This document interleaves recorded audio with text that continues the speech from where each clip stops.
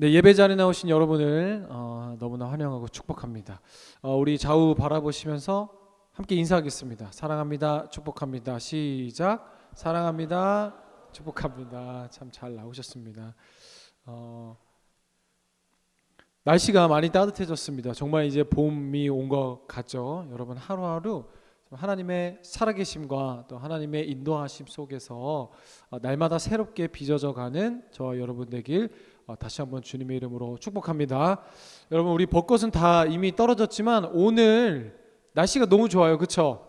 네, 그래서 더 좋은 거 주시려고 오늘 우리 원래 야외 2부 순서 피크닉이 원래 연도보다 한두 주 정도 딜레이가 됐는데 정말 날씨가 너무 좋은 것 같습니다. 우리 예배하고 또 2부 순서 우리 순별로 준비됐죠?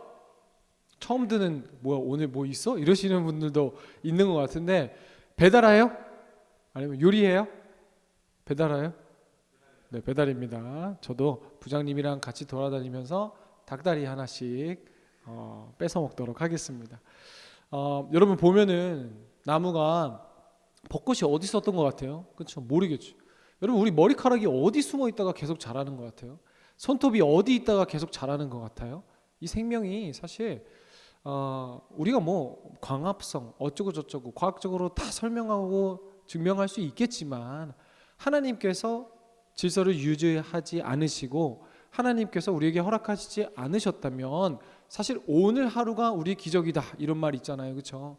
여러분 하루하루 기적과 같은 이 하루를 하나님께 고백하며 감사하며 나아가기를 다시 한번 주님의 이름으로 축복합니다. 그리고 계절이 바뀌듯 그 겨울에 우리 눈에는 아무것도 변한 게 없고 척박하고 죽은 것 같아 보이는 계절과 날씨와 식물들이었지만 또 계절이 지나감에 따라 새로운 생명이 피어오르는 것 다 이 하나님께서 우리에게 참 허락한 감사한 일들인 줄을 고백하는 또 2부 순서 되기를 또 주님의 이름으로 축복합니다.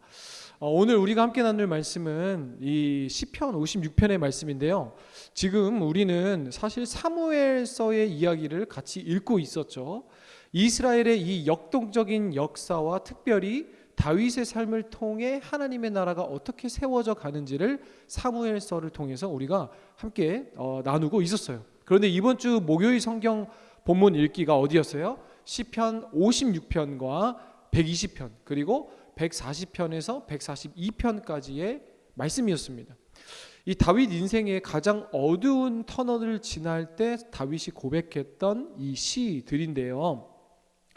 이 5편의 시들을 관통하는 이 하나의 이 거대한 큰 이 논리적인 흐름이 하나 있습니다. 먼저 시편 56편은요. 사무엘상 21장을 배경으로 합니다. 사울 왕을 피해 다윗이 적국 블레셋 가드라는 땅으로 숨어 들어갔지만 그곳에서 미친 척하며 목숨을 구걸하는 장면, 그때 쓴 시가 시편 56편이고요. 120편은 사울 왕의 측근들이 온갖 비방과 거짓말과 속임수에 지친 다윗이 거짓된 입술로부터 주님 나를 좀 구원해 주소서라는 이 시를 쓰고 있는 거죠. 또 시편 140편에서 142편 역시 악인의 음모와 계획이 사방에 깔려 있지만 그 고난 속에서 원수를 저주하고 내가 혈기로 갚는 대신에 아무도 돕지 않는 이 굴 속에서 오직 하나님만이 나의 피난처시고 하나님만이 나의 소망 되십니다 라는 이 고백을 하죠. 이 시편들에 관통하는 세 가지의 이 논리적인 흐름이 있는데요. 첫 번째 화면 한번 볼까요? 현실의 자각, 탄식입니다. 원수들이 뱀처럼 혀를 날카롭게 하고 나를 잡으려고 올무를 놓고 장애물을 놓았다는 구체적인 고통의 호소. 이 지금 함께 읽은 우리 목요일 본문 시편들이 다 다윗이 이러한 상황 속에서 기록한 것이다. 2번 볼까요? 입술의 투쟁. 시편 120편과 141편에서 두드러지는 것은 원수가 거짓으로 공격할 때 나 또한 악한 말로 나의 혈기로 대응하지 않고 내 입술에 파수꾼을 구합니다 라는 공통점이 있고요.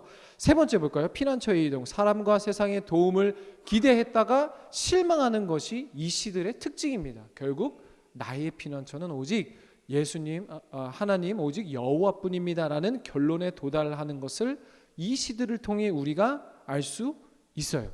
그럼 여러분 생각해 봅시다.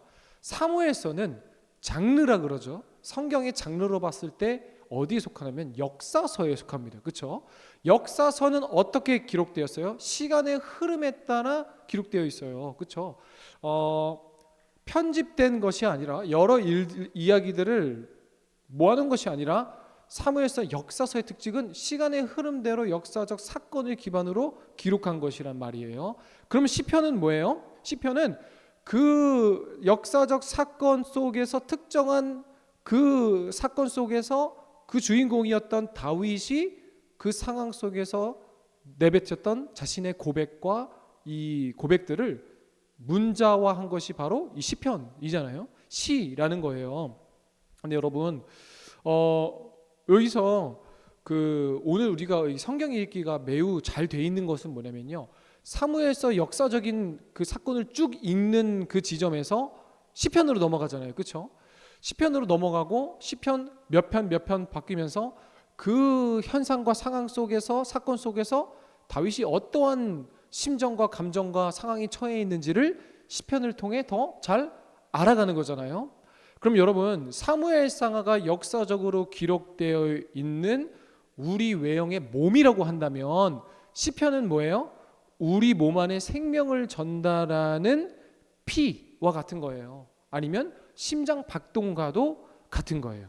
그래서 여러분 시편을 읽는다는 것은 이 사건의 껍데기가 아니라 그 중심에서 흐르는 이 영적인 생명력을 우리가 문학이라는 장치를 통해 알 수 있는 거예요. 그것을 오늘 우리가 한번 발견해 볼 텐데요.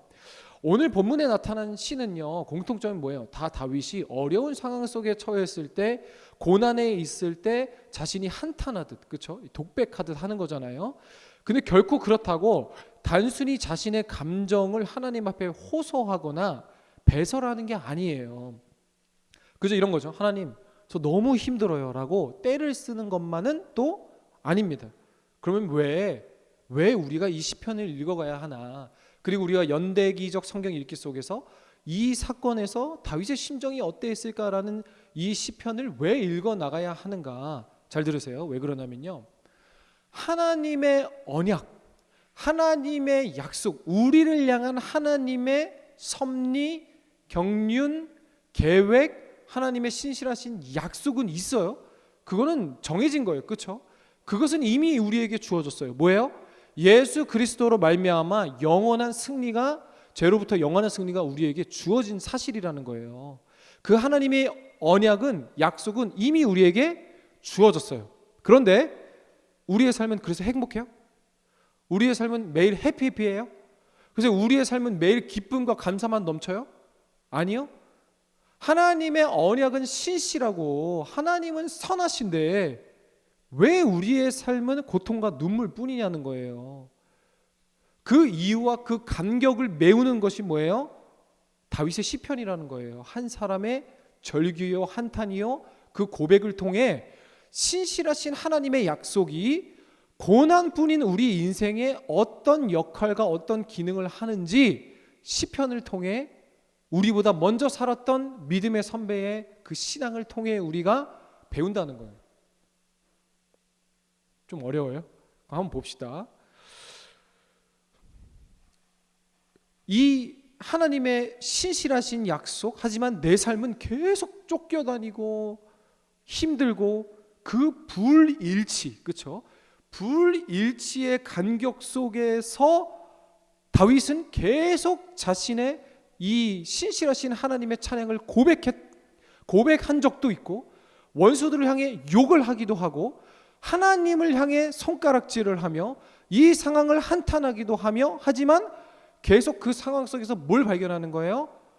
내게 펼쳐진 상황을 내 안목으로 바라보는 것이 아니라 하나님 나라의 관점으로 재해석할 수 있는 렌즈와 안목을 길러내는 역할을 이 시편이 보여주고 있다라는 거예요. 결론부터 말씀드렸어요. 그래서 여러분, 예를 들어서 시편 142편을 4절을 볼까요? 4절. 이것은요, 다윗이 사울 왕을 피해서 아둘람 굴이나 엔게디 굴 속에서 몸을 피하고 있을 때 쓴 시예요. 이 어둡고 습한 굴 속에서 다윗이 이렇게 고백하는 거예요. 한번 같이 읽어볼까요? 시작. 오른쪽을 살펴보소서. 나를 아는 이도 없고 나의 피난처도 없고 내 영혼을 돌보는 이도 없나이다. 다윗이 깨달은 건 뭐예요? 여러분 오른쪽을 보세요. 살펴보세요. 사람들은 나를 배신할 뿐이라는 거예요. 사람들이 내 인생에 소망이 되지 않는다는 거예요. 그럼 뭐예요? 나는 피난처도 없고 내 영혼을 돌보는 이도 없는데 오직 주님만이 나의 유일한 피난처시요 도피처시요 소망이십니다 라는 것을 깨닫게 되었다는 거예요. 이처럼 고난 중에 터져나오는 시는 우리의 실력과 노력을 배제하고 뭐예요? 오직 하나님의 은혜만을 붙들게 하는 도구가 되는 거예요. 하나님이 다윗을 세우셨어요. 그렇죠? 이스라엘의 초대왕 누구였어요? 사울이었어요. 그러면 사울이 살아있을 때 다윗이 기름을 부음 받았어요. 그런데 하나님은 왜 사울로 하여금 다윗을 쫓게 하셨는가? 다윗이 계속 이것을 고백하는 거예요. 하나님이 날 부르셨고 나에게 기름까지 부으셨고 다윗 왕이 기름 부음 받자마자 소년 다윗이 행한 일이 뭐예요? 사무엘 17장에 바로 골리앗 쓰러뜨리잖아요. 그래서 자신의 인생이 이제 승승장구할 일만 있다고 생각했는데 그 뒤로 뭐예요? 다윗은 2번의 기름을 더 부음 받거든요. 다윗이 왕이 될 때 3번의 기름을 받아야 왕이 됩니다. 하나님이 다윗을 선택하신 이유가 바로 이 시편에 있어요. 그가 어렸을 때부터 골리앗과 대등히 싸울 수 있는 용맹한 사람이어서, 아니면 힘이 있는 사람이어서, 능력이 있는 사람이어서, 아니요, 계속 하나님께서 뺑뺑이 돌리시면서 너의 오직 유일한 소망은 하나님이시다 라는 걸 가리키신 거예요. 그렇죠? 그리고 그 하나님의 배움이 있어요. 우리의 삶이 있어요. 근데 이 간격이 있어요. 이 간격을 뭘로 메꾼 거예요? 다윗이 계속 기도, 시편, 자신의 고백으로 계속 하나님의 렌즈로, 하나님 나라의 관점으로, 안목으로 나의 삶을 바라볼 수 있는 훈련을 시키신 거예요. 다윗은 고난의 현장마다 시편이라는 예배를 세웠다는 거예요. 시편이라는 제단을 세워 나간 거예요. 그리고 하나님의 신실하신 그 약속과 비참한 삶의 현장 사이를 계속 다윗이 자신의 기도로 메우면서 하나님을 아는 지식을 한층 한층 쌓아간 것이죠. 사랑하는 여러분, 우리의 삶도 마찬가지예요. 말씀드렸다시피 하나님이 우리의 삶 역시 이미 승리로 세우셨어요. 그렇죠? 이미 승리가 선포되었어요. 예수 그리스도로 말미암아 죄와 사망의 저주로부터 완전히 이기시고 완전한 영원한 승리를 우리에게 주셨어요. 그래서 우리는요, 그 승리는 우리의 것이고 승패는 이미 결정되어 있어요. 그러나 그 과정은 여전히 복잡하고 혼란스럽다. 왜요? 제가 설교를 통해 종종 말씀드렸죠. 하나님의 목적은 우리가 무엇을 얻느냐 마느냐, 우리의 고난이 눈앞에 사라지냐 있느냐가 아니라 하나님의 목적이 어디 있다 그랬어요? 바로 우리 자신에게 있다 그랬잖아요. 그래서 여러분 이사야서 9장 7절 말씀을 같이 읽어봅시다. 이사야서 9장 7절입니다. 시작. 그 정사와 평강의 더함이 무궁하며 또 다윗의 왕자와 그의 나라에 군림하여 그 나라를 굳게 세우고 지금 이후로 영원히 정의와 공의로 그것을 보존하실 것이라. 보세요. 만군의 여호와의 열심히 일을 이루시리라. 만군의 여호와가 일을 이룬대요. 그럼 일을 여기서 뭐라고요? 우리라는 거예요. 우리. 만군의 여호와의 열심히 오늘 우리를 이루시기 위한 것이 목적이에요. 그럼 여러분, 자 이제 저를 보세요. 하나님이 벚꽃을 왜 피우신다고? 봄이 되면 우리를 이루시기 위해서. 하나님이 오늘도 우리에게 고난을 왜 주신다고요? 나를 이루시기 위해서. 하나님이 오늘 우리를 왜 숨쉬게 하신다고요? 나를 이루시기 위해서. 하나님이 왜 오늘도 나를 물에 넣었다 뺐다가 숨 쉬었다가 넣었다가 돌렸다가 잡아뜨렸다가 일으켰다가 왜 그러신다고요? 나를 이루시기 위해서. 온 우주 만물의 이 모든 하나님, 전능하신 이 세상을 지으신 창조주 하나님의 열심이 오늘 무엇을 향해 있다고요? 저와 여러분에게 향해 있다고요. 여러분 이거 엄청난 말씀입니다. 오늘 요즘에 뉴스 보면은 우리 트럼프 대통령이 너무 이슈가 많이 되잖아요. 여러분, 트럼프 대통령의 모든 열심이 나를 위한 것이라고 생각해 보세요. 소름 끼치지 않겠어? 모든 전쟁과 모든, 여기까지 얘기했습니다. 모든 열심이 나를 이루기 위함이래요. 하나님께서. 그럼 이루는 게 뭐냐? 오늘 그거를 같이 계속 보고 있는 거예요.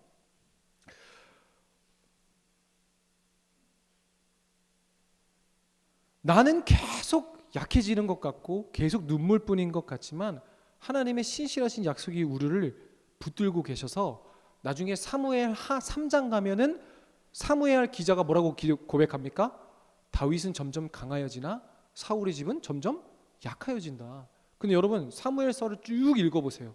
사울이 약해집니까? 사울은 죽긴 하지만 사울의 아들들과 그 왕조는 계속 힘을 갖고 있어요. 계속 다윗을 싸울 힘을 갖고 있어요. 이스보셋에 이어서. 그럼 다윗은 뭐예요? 사울이 죽었는데도 왕이 못 돼요. 유다 지파만 다스리고 있는 거야. 모든 사람들이 인정도 못 받아요. 그런데 하나님의 관점에서는 뭐예요? 다윗은 점점 강해지고 사울은 약해진대요. 우리 삶도 마찬가지예요. 하나님이 우리를 붙들고 계신다면 비록 우리의 삶은 겨울과 같이 보일지 모르지만 강하여지고 있는 것이고, 온갖 술수와 사람들을 막 움직이는 것처럼 사람의 능력이 보일지 몰라도 하나님이 떠나시면 점점 약하여지고 있는 것이 하나님을 신뢰하는 것이라는 거예요. 그렇다면 우리는 그 신실하신 하나님의 언약과 이 고통스러운 삶의 현실 사이를 어떻게 기도로, 어떻게 다윗처럼 이 하나님의 렌즈로, 안목으로 이 영점 조절을 할 수 있는가? 오늘 그것을 시편 56편을 통해 한번 구체적으로 그 분석을 해볼 텐데요. 시편 56편의 표제, 그러니까 이 시의 제목이 있을 거잖아요. 56편의 성경을 보면 이렇게 기록되어 있어요.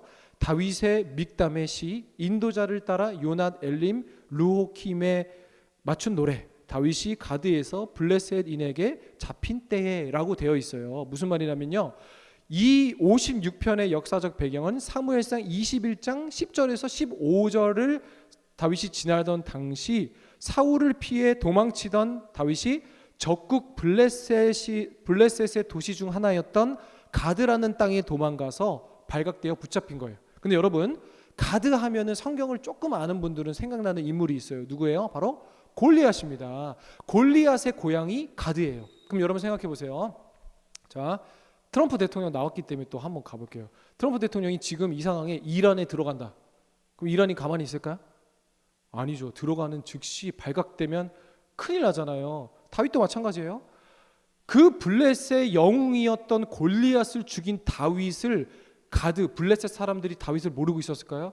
아니요. 다윗이 어떻게 생긴지 뭐하고 있는지도 다 알고 있었거든요. 다윗이 블레셋에 그렇게 들어갔어요. 뭐예요? 어차피 이스라엘 땅에 있어서 사울 왕한테 죽는 거 아니면은 적국에 들어가서 죽는 거 둘 중 뿐이어서 그냥 선택해서 도망가다 블레셋 가드라는 땅으로 간 거예요. 그런데 아니나 다를까 실제로 들어가자마자 가드 시티 사람들이 다윗을 바로 알아봅니다. 그래서 어떻게 해요? 다윗을 잡아와요. 골리앗을 죽인 이 사람 우리가 죽여야 하지 않겠습니까? 그래서 다윗이 어떻게 해요? 미친 척 하잖아요. 막 침을 흘리면서 수염을 막 기르면서 침을 질질 흘리니까 블레셋 사람들이 생각했겠죠. 역시 우리 가드를 힘들게 하더니 골리앗을 죽이더니 스스로 돌아버렸구나. 그래서 그러잖아요. 저 이미 미친 사람을 우리가 어떻게 할까? 그냥 두는 거예요. 다윗은 미친 척해서 살아남는 거죠. 그때 자신의 삶을 탄탄하며 이전에 왕년에는 내가 골리앗을 죽였던 사람인데 지금 나는 도대체 뭔가 라면서 미친 척까지 했던 그 슬픔에 사로잡혀 기록한 시가 바로 시편 56편이라는 거예요. 그럼 시편 56편의 구조를 한번 자세히 보면은 신학적인 주제가 더 분명하게 드러나는데요. 우리 화면을 한번 볼까요? 시편 56편의 1절부터 4절까지는 두려움 속에 신뢰를 선언합니다. 이게 일부입니다. 후렴, 4절 후렴이 반복되거든요. 내가 하나님을 의지하고 두려워하지 않겠습니다. 넘어가 볼까요? 5절부터 11절 원수의 위협과 하나님의 개입, 내가 하나님을 의지하고 두려워하지 않겠습니다. 이렇게 1부와 2부가 나눠진 시예요. 구조가 이렇게 되었다는 거예요. 그리고 12절, 13절까지 있죠. 그리고 서원과 감사 결론으로 이렇게 56편의 구조를 이루고 있는데요.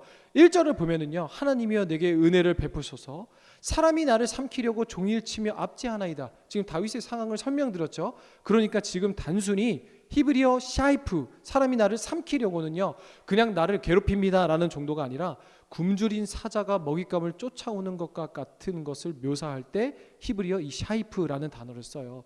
그럼 여러분 지금 뭐예요? 생존이 걸린 실질적인 공포 속에 서 있다.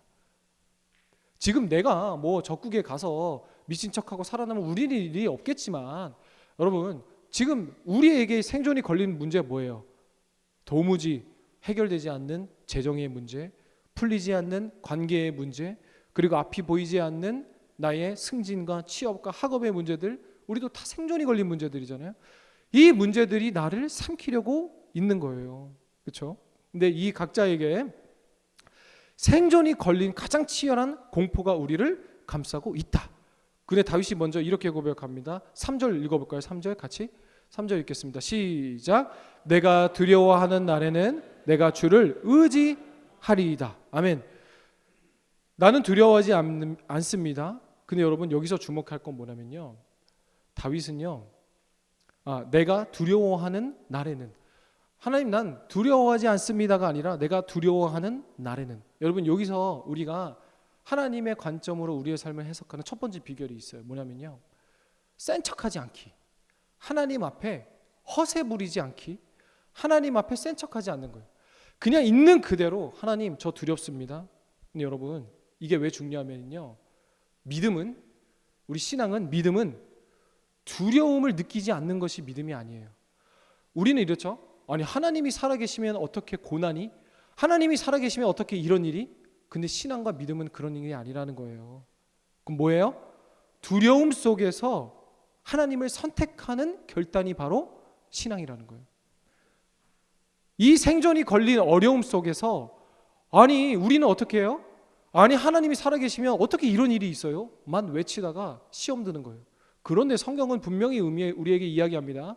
믿음이란 두려움을 느끼지 않는 것이 아니라, 두려움을 느끼지 않는 상태가 아니라, 믿음은 두려움이 엄습하는 바로 그때에 하나님을 선택하는 결단이 믿음이요 신앙이라는 거예요.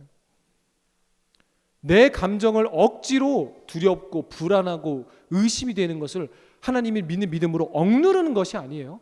그것을 솔직하게 하나님께 내어놓음으로 요동치는 감정 속에서 하나님이라는 닻을 내 삶 가운데 내려놓을 수 있는 것이 믿음이요 신앙이라는 거예요. 그리고 5절 6절도 이어서 보세요. 원수들이 말을 왜곡하고 함정을 파며 은밀하게 그를 뒤쫓죠. 이건 단순한 공격이 아니라 원수들이 다윗을 죽이기 위한 치밀한 계획적인 방해, 그렇죠? 여러분 우리 삶 가운데도 있어요. 이미 자신의 정체가 탄로난 그 다윗의 이 숨막히는 상황이 시에서 잘 담아지고 있죠. 그리고 8절 보면은요, 다윗이 그래도 고백을 터뜨립니다. 나의 유리함을 주께서 계수하셨사오니 나의 눈물을 주의 병에 담으소서. 이것이 주의 책에 기록되지 아니하였나이까. 여러분 이 말은 뭐냐면요, 우리의 고난과 어려움을 하나님께서 다 기억하고 계신다. 다 세고 계신다. 우리의 눈물을. 여러분 이거는 고대 근동의 문학적 표현인데요. 왜 이런 표현이 생겼냐면 팔레스틴은 사막이 많잖아요. 그래서 자신의 눈물조차 병에 담는 이 생존법이 있었어요. 그리고 그것이 자신의 절체절명의 위기 속에서 마셔서 살아남는 거죠. 뭐예요? 그 눈물이 그만큼 한 방울 한 방울이 귀하다는 것을 뜻하죠. 하나님께서 우리의 고난 속에서, 우리의 어려움 속에서 다윗을 그냥 내버려 두는 것이 아니라 그 눈물 한 방울 한 방울을 하나님이 다 담고 계시며 기억하고 계신다. 그래서 여러분 하나님 앞에 잊혀진 고난이란 없습니다. 우리 무신론자다나 기독교를 박해하는 사람들이 뭐예요? 하나님이 살아계시면 그럼 너희는 왜 그러고 사는데? 하나님이 살아계신다면 너는 왜 이렇게 찌질하게 사는데? 이거잖아요. 그런데 아니다. 하나님은 다 우리의 아픔을, 우리의 슬픔을 계수하실 뿐만 아니라 담고 계신다. 그래서 여러분 시편 56편 결론부인 11절에 다윗은 이렇게 다시 한번 고백하죠. 내가 하나님을 의지하였은즉 두려워하지 아니하리다. 여러분 오늘 말씀의 결론을 여기서 이제 잘 보세요.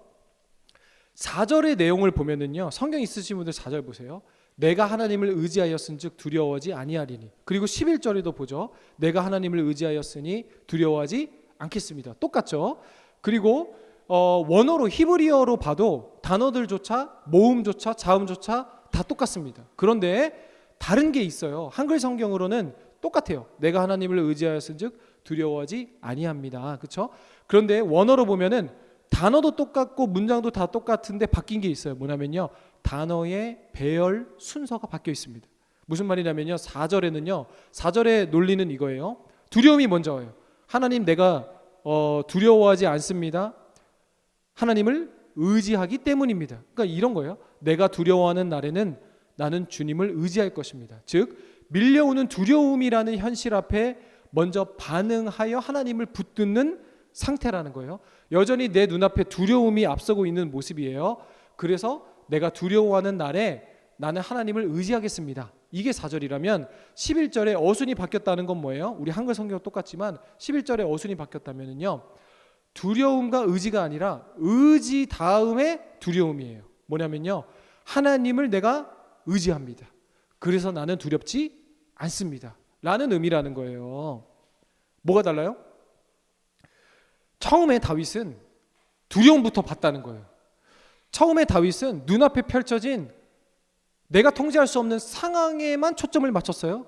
그래도 괜찮은 사람이죠. 그래도 나은 사람이에요. 왜요? 그래서 하나님 의지해서 두려워하지 않아 보겠습니다. 이게 4절이에요. 근데 11절은 뭐예요? 하나님을 의지합니다. 그래서 나는 두렵지 않습니다. 여러분, 우리 상황으로 보면은요, 하나님, 이 일 때문에, 우리 가정의 일 때문에, 아니면 이 직장의 일 때문에, 이 관계의 일 때문에, 풀리지 않는 이 죄의 유혹 때문에 내가 두렵습니다. 그런데 하나님 의지해 볼게요. 이게 아니라요, 하나님은 선하십니다. 하나님을 의지합니다. 그래서 나는 이 죄의 유혹을 이길 수 있습니다. 그래서 나는 이 위기를 돌파할 수 있습니다. 차이를 알겠죠, 여러분? 처음에 다윗은 4절에 두려움에 반응하는 자였다면 11절에는 이제 하나님을 신뢰를 선포하는 자가 되어버린 거예요. 그래서 여러분, 이번 한 주 우리가 저와 여러분이 우리가 그 두려움에 반응하는 자가 아니라 하나님의 신실하심을 의지적으로 선포하는 자가 됩시다 라는 고백으로 숙제를 하나 드리겠습니다. 우리 순별로 우리 순장님들이 확인을 하시든 아니면은 고백을 하시든 아니면 개인적으로 밥 먹기 전에는 이렇게 한번 기도해 보겠습니다라는 한 주간의 챌린지 같은 건데요. 한번 화면을 볼까요? 제가 한 거를 지금 간략하게 다시 설명드릴게요. 기존의 기도, 우리 어떻게 기도했어요? 하나님, 저 너무 힘들어요. 하나님, 저 옆에 저 남자의 그 입냄새 때문에 힘들어요. 두려움, 그렇죠? 그래서 도와주세요 라고 기도한 게 나의 기도법이었다면, 이번 한 주 시편 56편의 다윗이 깨달은 이 하나님을 신뢰하는 시로 우리도 기도를 바꿔보자는 거예요. 하나 넘겨주세요.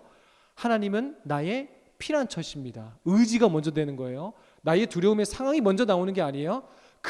그러므로 이 상황과 두려움은 결코 나를 삼키지 못합니다. 그래서 이게 좀 어려울 수 있어요. 그래서 요것만 사진 찍으면 됩니다. 하나만 더 넘겨주실래요? 공식이 있어요. 요거예요. 하나님은 신실하십니다. 하나님은 선하십니다. 하나님은 전지전능하십니다. 하나님은 나를 건지십니다. 그래서 나는 두려워하지 않겠습니다. 무서워하지 않겠습니다. 쓰러지지 않겠습니다. 죄의 유혹에 넘어지지 않겠습니다. 이기겠습니다. 여러분 이해되세요? 이해되세요? 이 기도를 우리가 이번 한 주 상관없어요. 스스로 한번 하나님 앞에 우리가 약속을 하며 이번 한 주 뭐냐면은 하나님의 관점에서 우리의 삶을 재해석하고 하나님의 관점의 안목을 기르기 훈련이에요. 그렇죠? 그리고 앞으로도 계속 이것이 우리의 습관이 되기를 소망합니다. 이번 한 주 여러분 밥 먹을 때도 상관없어요. 나의 개인 기도 시간이 있다면 좋아요. 아니면 우리가 성경 읽기 계속하고 있죠. 성경 읽기 하루하루 할 때마다 마지막 기도를 이렇게 해보겠습니다. 하나님은 선하십니다. 하나님의 성품을 먼저 찬양하는 거예요. 하나님 전능하시잖아요. 그래서 나는 오늘 지금 이 사람을 만날 때 두려운데 전 두렵지 않습니다. 하나님은 나를 통해 일하시잖아요. 그래서 저는 지금 이 상황이 무섭지 않습니다. 하나님은 공급해 주신다면서요. 하나님 저 돈 없어요. 먹여주세요. 이렇게 하는 거예요. 아시겠죠? 뭔지 알겠죠? 다윗이 발견한 것은 다른 것이 아닙니다. 내 눈앞에 두려움과 어려움이 계속 끊임없이 있고 멈추지 않지만 그 상황 속에서 무엇을 발견한 거예요? 두려움의 고백보다는 이제 하나님을 의지하겠다는 하나님의 성품과 하나님의 찬양이 먼저 나가고, 그래서 나는 두렵지 않습니다. 이것이 오늘 시편 56편이 우리에게 주시는 교훈이요, 우리가 하나님 나라의 관점으로 우리의 삶을 바라볼 수 있는 훈련과 이 렌즈. 우리 군대 가면 0점 조절 알아요? 우리 군대 갔다 오신 분들 처음에 총 딱 쏘면은 내가 아무리 총이 이렇게 돼 있거든요. 이렇게 여자분들 봐도 모르죠. 이렇게 딱 총이 이렇게 돼 있고 총의 끝이 이렇게 돼 있고 뒤에 내가 보는 가늠자가 이렇게 있어요. 근데 표적을 여기다 위에 올리고 내가 잘 맞추고 쐈어. 틀린 게 없어. 그런데 관역을 보잖아요. 그럼 총알이 여기가 있어. 그럼 왜냐면요, 내 눈이랑 가늠자를 맞추는 거거든요. 0점 조절. 그래서 그 앞에서 뭐 좌로 뭐 2번, 우로 뭐 하면은 클릭을 해가지고 요거를 내 눈에 맞춰요. 그러다고 톡 쏘면은 또 쏘면은 조금 관역에 와 있어. 그럼 나는 계속 관역은 같은 데를 조준하지만 이 훈련을 하는 거예요. 계속 우리가 이 기도를 통해 나의 영혼의 영적인 0점 조절을 해가는 거예요. 내가 계속 두려움만 보고 계속 내 앞에 안 되는 거에만 집중해서 살았다면 이제는 하나님은 나를 구원하셨잖아요. 능치 못함이 없으시잖아요. 그래서 나는 이거 해낼 수 있습니다. 나는 두렵지 않습니다. 이 고백의 기도가 이번 우리 한 주간에 넘치길 주님의 이름으로 축복합니다. 우리 함께 찬양합시다.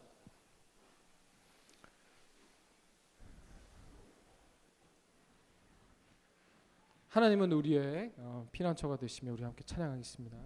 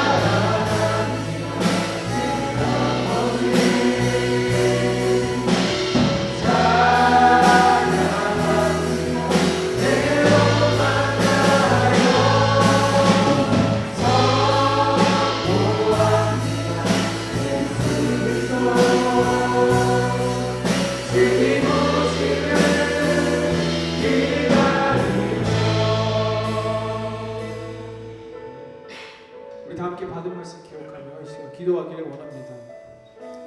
다윗은 침을 흘리며 미친 척해야 했던 이 비참한 현실을 하나님 앞에 숨기지 않았습니다. 여러분에게 묻습니다. 지금 나의 마음을 짓누르는 이 두려움의 실체는 무엇입니까? 주님, 제가 지금 샤이프, 나를 삼키려는 맹수의 쫓김 앞에 서 있습니다. 불안하고 두렵습니다. 이 시간 우리의 무력함을 먼저는 있는 그대로 주님께 토해냅시다. 더 나아가 우리가 비록 나의 상황과 현실 때문에 두려워 주님을 찾았다 할지라도 이제 우리의 고백의 순서가 바뀌기를 소망합니다. 주님을 의지합니다. 주님이 나의 유일한 피난처이심을 믿기에 나는 두렵지 않습니다 라는 이 고백이 넘쳐나기를 원하는 마음으로 우리 결단의 기도 제목 가지고 주님 이름 크게 한번 부르짖고 기도합시다. 주여!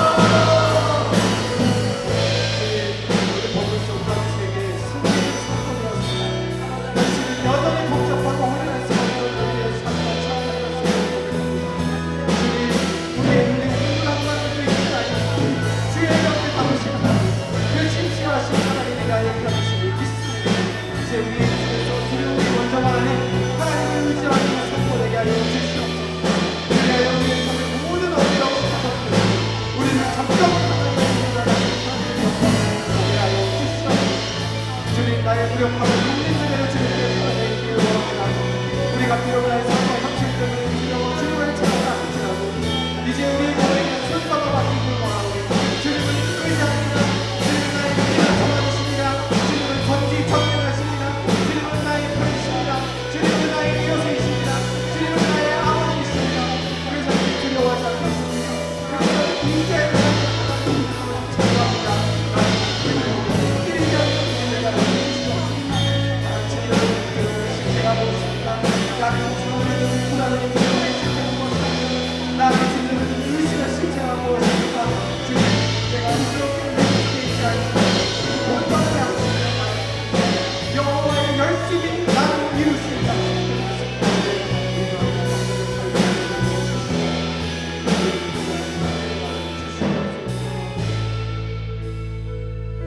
사랑의 하나님, 오늘 본문 속 다윗에게 승리는 선포되었으나 현실은 여전히 복잡하고 혼란스러운 우리의 삶과 참 닮았음을 고백합니다.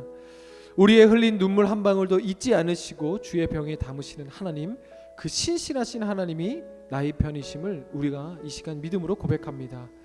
주님, 이제 우리의 입술에서 두려움이 먼저가 아닌 하나님을 의지함이 하나님의 신실하신 성품과 그 하나님의 신실하신 약속이 먼저 선포되게 하옵소서. 그리하여 우리 삶의 모든 어지러움과 혼란과 두려움과 의심 끝에 우리를 점점 강하게 빚어 나가게 하실 하나님을 바라보게 하여 주시옵소서. 이미 우리에게 승리를 주신 주 예수 그리스도의 이름으로 기도드립니다. 아멘.